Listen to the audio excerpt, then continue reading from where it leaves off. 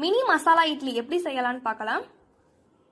அதுக்கு ஒரு பேனில் ஒரு 3 டேபிள் ஸ்பூன் எண்ணெய் சேர்த்துட்டு வேக வச்ச மினி இட்லியை இது கூட சேர்த்துடுறேன். ஒரு சைடு கோல்டன் ப்ரௌன் ஆகிட்டதுக்கு அப்புறமா திருப்பி போட்டுக்கிறேன். 2 சைடும் கோல்டன் ப்ரௌன் ஆகிட்டதுக்கு அப்புறமா எடுத்து ஒரு பிளேட்டில் வச்சிடுறேன். அதே பேனில் ஒரு 2 டேபிள் ஸ்பூன் எண்ணெய் சேர்த்துட்டு 1/2 டீஸ்பூன் சீரகம் சேர்த்துறேன். சின்னதாக கட் பண்ண வெங்காயமும் சேர்த்துக்கிறேன். இது கூடவே ஒரு 1/2 டீஸ்பூன் உப்பு சேர்த்துட்டு நல்லா வதக்கிக்கிறேன். இது கூட 1 டீஸ்பூன் ஜிஞ்சர் கார்லிக் பேஸ்ட்டும் சேர்த்துக்கிறேன். இதில் 2 பச்சை மிளகாவும் சேர்த்துட்டு வதக்கிக்கிறேன்.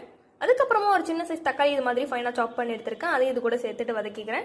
இது கூட 1/2 டீஸ்பூன் மிளகாய் தூள், 1/4 டீஸ்பூன் மஞ்சள் தூள், 1/2 டீஸ்பூன் மல்லித்தூள், 1/2 டீஸ்பூன் மிளகுத்தூள் சேர்த்துட்டு கலந்துக்கிறேன்.